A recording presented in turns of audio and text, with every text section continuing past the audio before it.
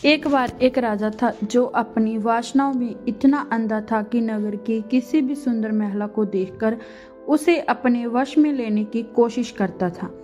एक दिन राजा ने अपने बेटे के जन्मदिन पर बहुत बड़ा उत्सव का आयोजन किया और नगर के सभी लोगों को आमंत्रित किया।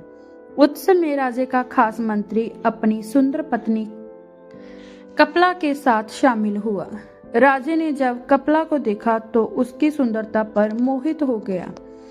उत्सव खत्म होने के बाद राजे की नजरों में कपला का चेहरा ही घूम रहा था। पूरी रात बेचैन राजे ने एक चाल सोची। सुबह उसने मंत्री को बुलाया और उसे दूसरे राज्य में एक संदेश पहुंचाने का आदेश दिया। मंत्री राजे के इरादों से अनजान था, तुरंत निकल पड़ा।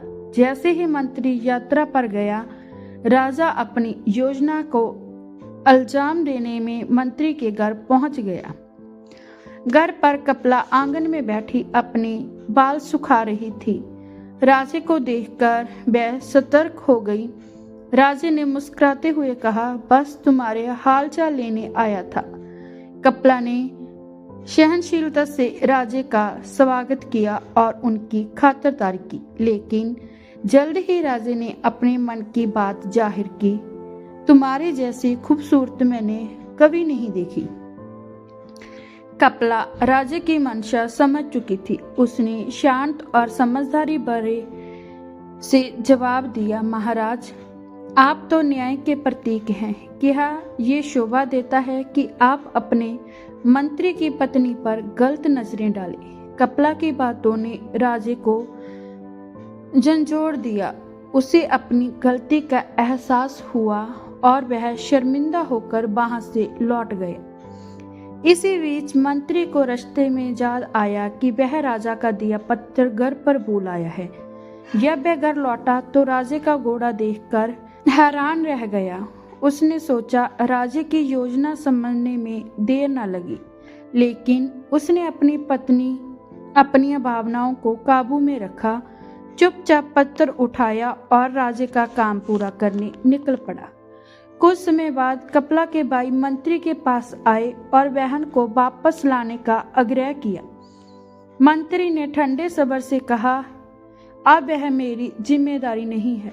यह सुनकर भाई राजे के पास गए और मंत्री पर आरोप लगाया कि उसने उनका सुंदर बाग उजाड़ दिया।